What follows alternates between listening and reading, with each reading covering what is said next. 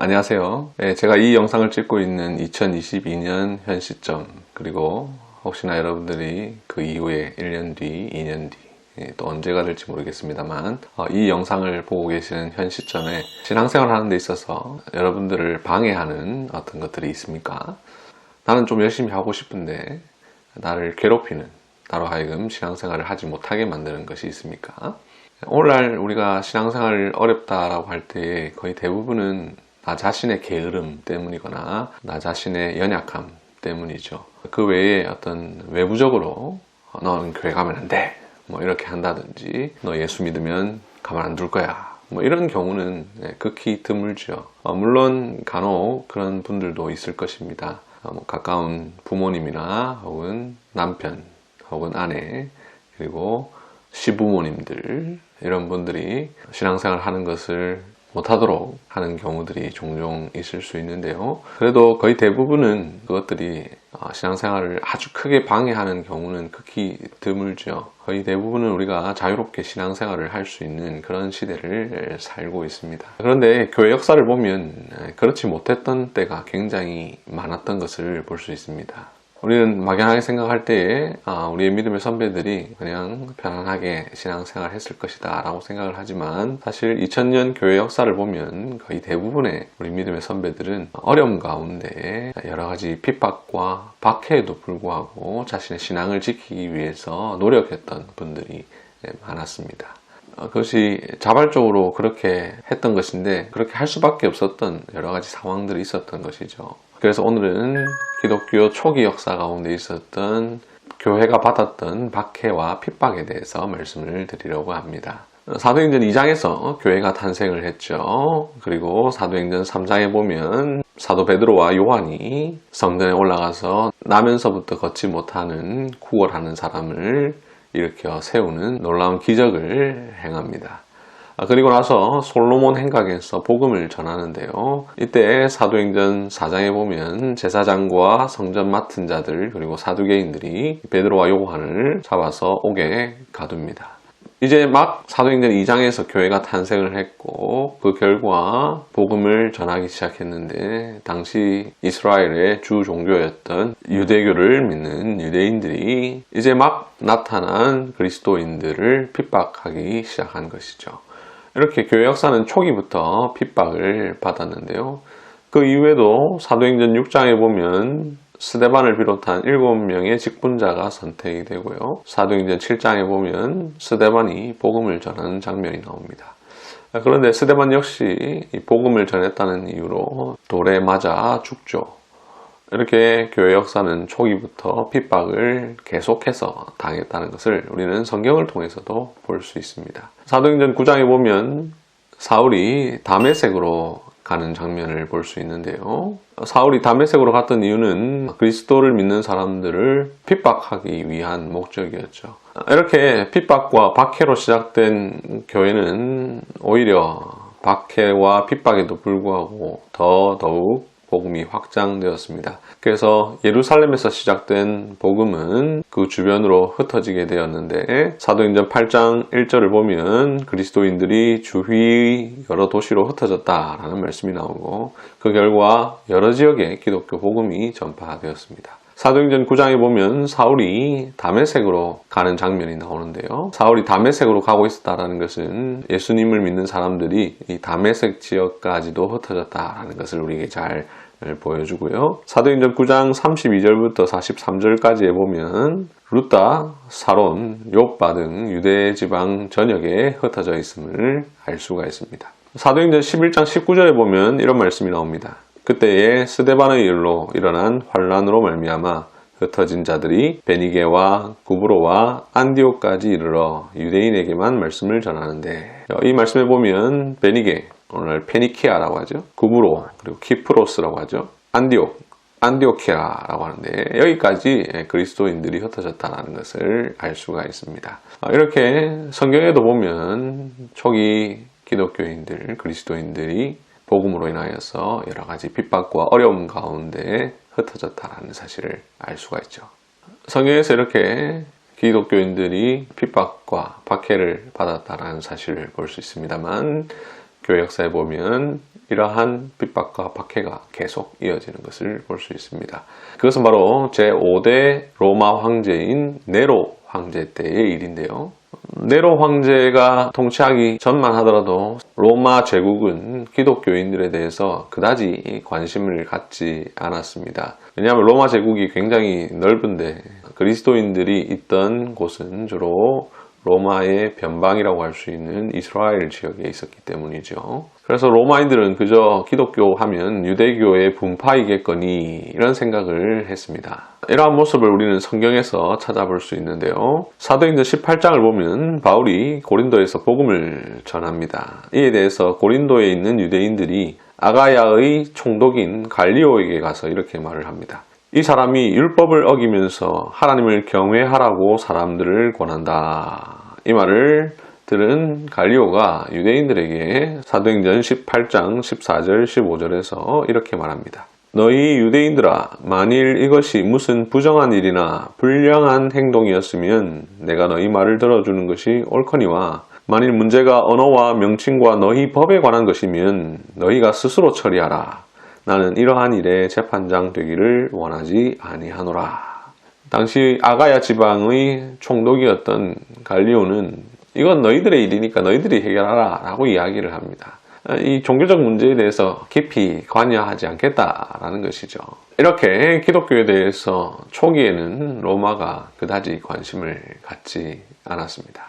다만 폭동이나 난동이 생겨서 여러 가지 치안이나 질서에 문제가 생길 경우에만 로마가 간섭을 했는데요.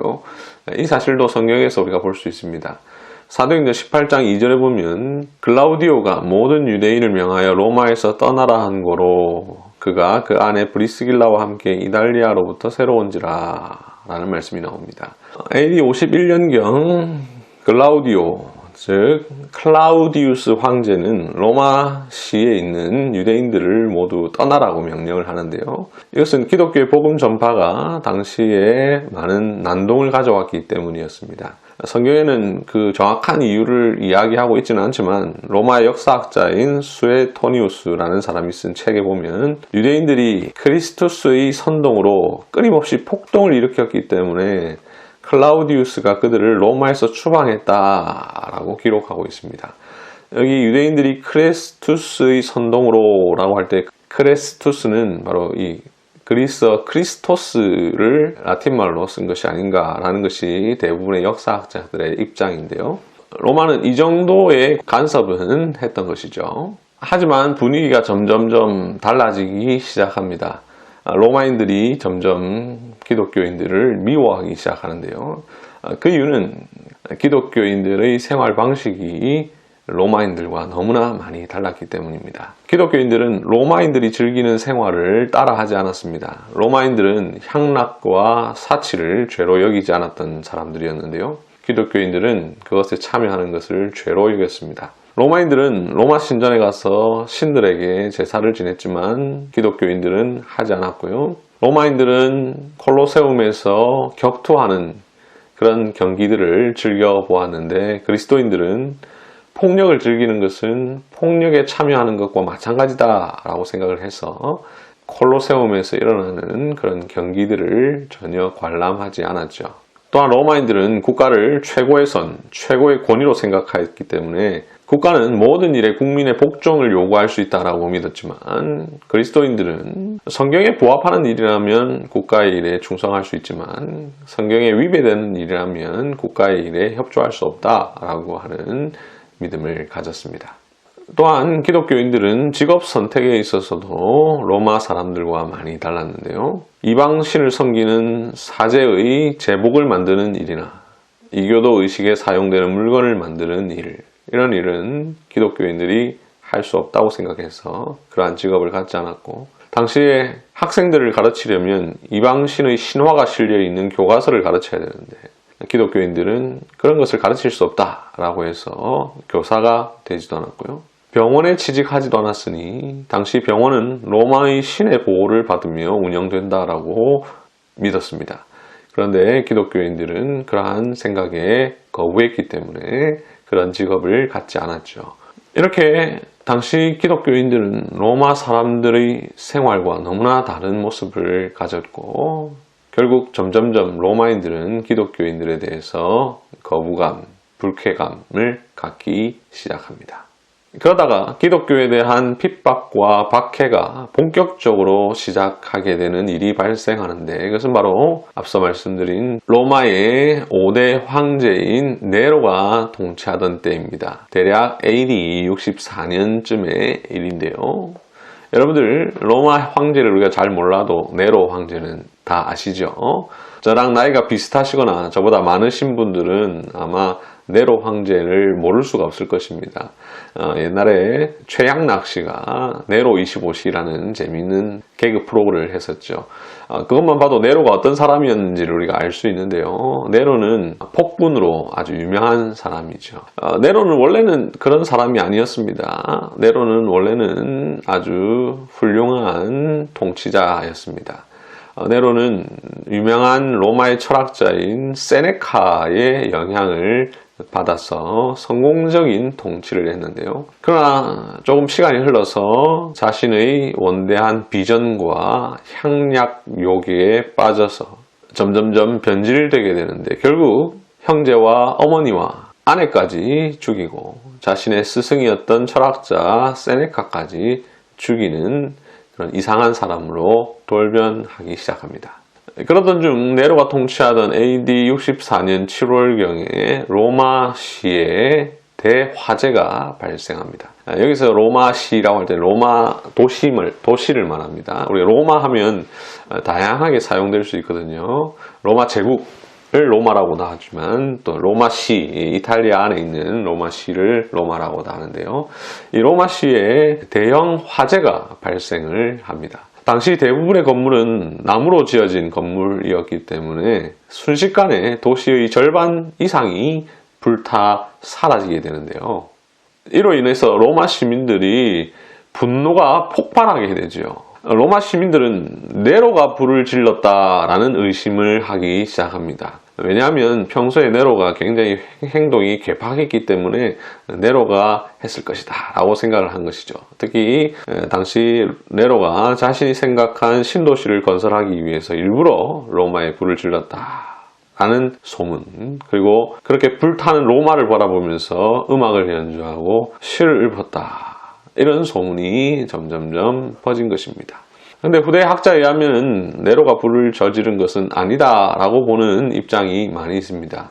여러 가지 이유가 있는데요. 그 중에 하나는 만약 네로가 불을 질렀다면 자신의 보물들, 자신의 수집품들은 지켜야 했을 텐데 이 화재로 인해서 네로의 보물들이 다 불탔다는 것을 보면 네로가 불을 지른 것은 아니다 라는 것이 많은 사람들의 또 입장인데요. 아무튼 당시에는 네로가 불을 질렀다라는 소문이 퍼지게 되었습니다. 네로는 이러한 사람들의 마음을 알고 그 민심을 수습하기 위해서 나름 노력합니다. 하지만 당시 사람들은 불이 막 나니까 뭐 어떡하겠습니까? 여러 가지 또 소문이 막 이제 안 좋은 소문은 더 빨리 돌잖아요. 그래서 많은 사람들의 분노가 네로를 향해서 일어나게 되었는데요. 네로는 이런 자신을 향한 비난, 이것이 너무 두려워서 이것을 잠재우기 위해서 그 비난을 기독교인들에게 돌릴 꾀를 쓰는데요. 그래서 바로 기독교인들이 불을 질렀다라고 소문을 오히려 역으로 낸 것이죠.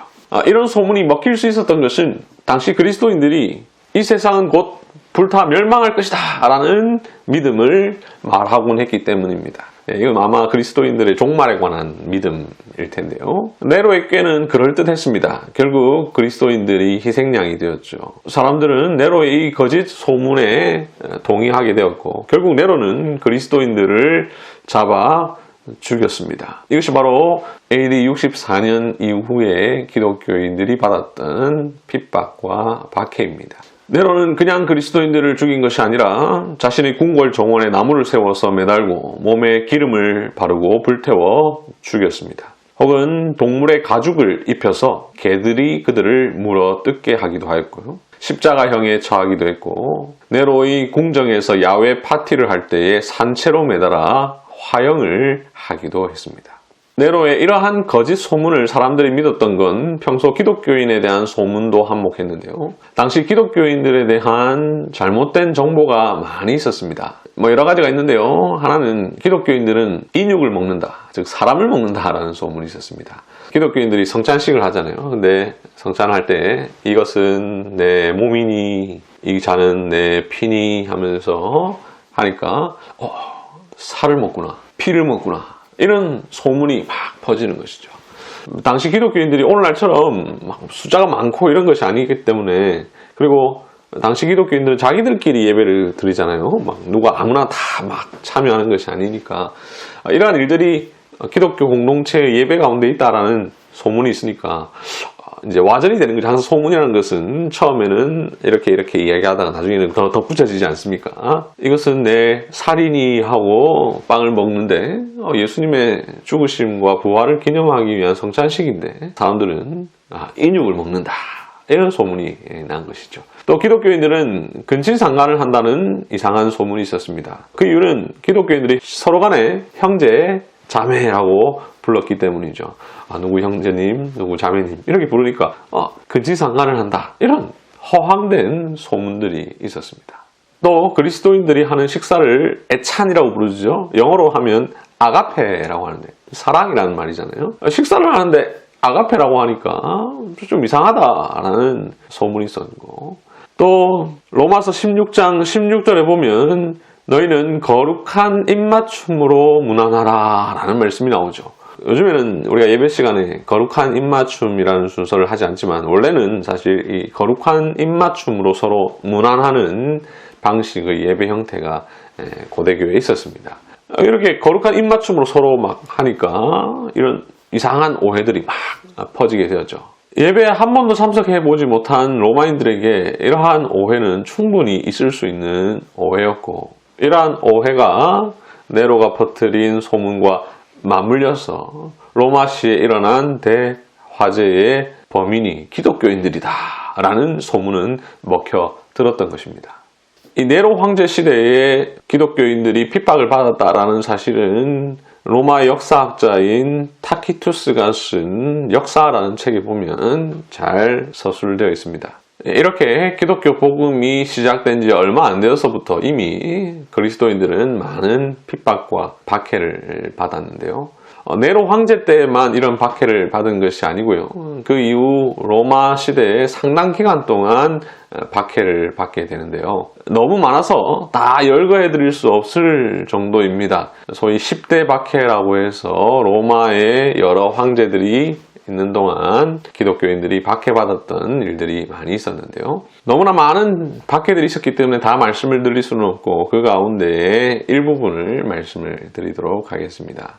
AD 81년에 로마의 황제가 된 도미티아누스라는 사람이 다스리던 때에 있었던 박해인데요. 이 도미티아누스는 처음에는 기독교인들에게 무관심했습니다.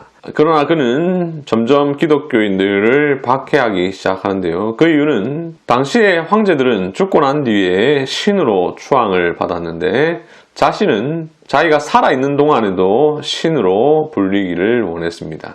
그래서 사람들로 하여금 자신을 숭배하게 만들었죠. 이른바 황제 숭배 정책이라고 하는데요. 그래서 전 로마 지역에 황제를 모시는 신전을 건축하고 금과 은으로 된 자신의 형상을 만들어서 자기를 숭배하도록 강요를 했습니다. 그런데 기독교인들은 당연히 이 일에 반대를 하죠. 오직 한 분 하나님 외에 다른 신을 둘 수 없고 다른 우상에게 절을 할 수 없는 것이 기독교인들의 믿음이기 때문입니다. 그로 인해서 도마티우누스는 기독교인들을 핍박하기 시작하는데 우리가 잘 아는 사도 요한이 요한계시록을 쓸 때에 반모섬, 영어로 파트모스 섬이라고 하는데 이 반모섬으로 유배를 간 것도 그것 때문인데요. 도미티아누스는 이렇게 자신의 정책에 반대하는 기독교인들을 핍박하고 박해를 했습니다. 그 외에도 또 유명한 박해가 있는데 그것은 마르쿠스 아우렐리우스라고 하는 황제가 다스리던 때에 있었던 박해이고 이때 아주 유명한 순교자가 나오는데요. 폴리캅이라고 하는 순교자가 나오게 됩니다. 이 마르크스 아우렐리우스는 우리에게 잘 알려진 황제이죠. 명상록이라는 책을 쓴 황제인데요. 이 사람은 처음에는 기독교에 대해서 우호적인 경향을 보였지만 점차 다른 생각을 품게 되고 기독교인들을 박해했는데 그의 박해는 굉장히 참혹했습니다. 채찍으로 기독교인들을 때려서 속살이 드러나고 창자까지 밖으로 터져나오게 만들었고요. 온갖 종류의 고문을 한 뒤에 짐승의 밥으로 던지기도 했습니다. 이 박해가 심해질 때에 서머나 교회의 목사였던 폴리캅이 순교를 당하는데요. 이 폴리캅이 순교를 당하면서 했던 말은 굉장히 유명합니다. 당시 재판관이 폴리캅에게 네가 그리스도를 저주하면 석방해주겠다 이렇게 얘기를 합니다. 이에 대해서 폴리캅은 내가 86년 동안 그분을 섬겼다. 그런데 그분은 한 번도 나를 버린 적이 없다. 그런데 내가 어찌 나를 구원한 나의 왕 그리스도를 저주할 수 있겠는가? 라는 아주 유명한 말을 남겼습니다.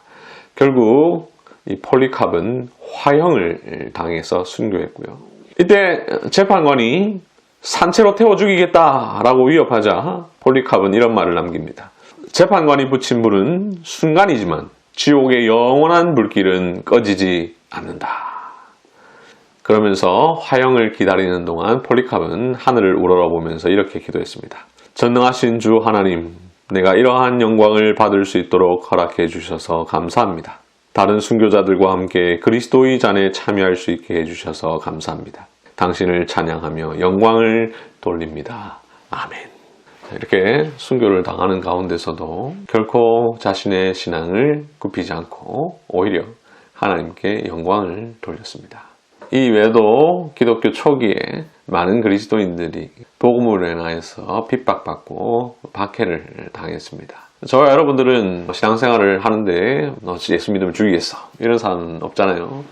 그런데도 우리는 신앙이 나약해지는데 이런 교회 역사를 잘 생각해 보면서 우리의 신앙을 돌아보아야 할 필요가 있겠습니다. 우리 믿음의 선배들은 온갖 박해에도 불구하고 자신의 신앙을 굽히지 않았을 뿐만 아니라 교회는 전혀 위축되지 않고 오히려 더 성장하고 확대되고 강해졌습니다. 대부분의 사람들은 예수님을 배반하고 믿음을 버리기보다는 오히려 고난당하고 죽임당하는 쪽을 선택을 했고요. 박해와 핍박 가운데서도 역사하시는 주님을 경험하고 더더욱 오히려 주님을 신뢰했습니다. 그래야 해서 오히려 순교자가 되는 것이 더 영광이라고 생각하는 사람들이 많이 있었고요. 기독교인들은 부활하신 예수님께서 주신 약속, 내가 너와 항상 함께 있으리라 라는 말씀을 믿고 이겨냈습니다.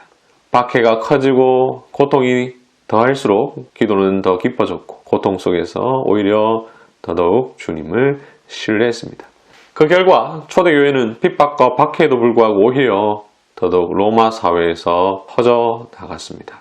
로마인들 중에는 기독교에 대해 관심을 갖는 사람들이 많이 생겼고요. 무엇보다도 순교까지 당하면서도 자신의 신앙을 굽히지 않는 기독교인들의 모습을 보면서 오히려 기독교에 동참하는 사람들이 더 많아지게 되었습니다. 그래서 테르툴리아누스라는 사람은 이러한 고대 교회에 대하여서 이런 유명한 말을 남겼습니다. 순교자의 피는 교회의 씨앗이다. 순교자의 피가 교회의 씨앗이 되어서 오히려 교회를 번성케 만들었다는 것이죠. 이 말대로 박해에도 불구하고 교회는 꾸준히 성장하였습니다. 핍박이라는 장애물이 오히려 기독교를 성장시키는 수단이 되었다라고 하는 것은 역사의 아이러니죠. 기독교인들이 핍박당할 때에 생활했던 장소로 카타콤이라는 곳에 대해서 아마 들어보셨을 것입니다. 카타콤 혹은 카타콤베라고 하는데요. 어떻게 해도 상관이 없습니다. 번역에 따라 다르니까요. 그리스도인들이 로마의 핍박이 심해지자 정상적으로 생활하기가 어려워서 숨어 지내는 곳이 바로 이 카타콤이라고 하는 곳인데요. 이 카타콤은 원래는 로마인들의 무덤으로 사용되던 곳이었습니다. 땅속에 있는 무덤이니까 굉장히 좁았겠죠. 그리고 땅속에 있으니까 어두웠겠죠. 그럼에도 불구하고 기독교인들은 박해를 피해서 살기 위해서 이런 카타콤에서 숨어서 신앙생활을 유지하기도 했는데요. 카타콤은 통로가 좁고 미로처럼 만들어져 있어서 구조를 모르는 사람은 들어오면 여간에서는 나가는 길을 찾거나 되돌아갈 수가 없었습니다. 카타콤은 아주 어두운 곳이었기 때문에 이곳에서 나올 때는 거의 앞을 보지 못하는 시각장애인이 될 정도였다고 합니다. 이 카타콤에는 암호를 사용했는데요. 익투스라고 하죠.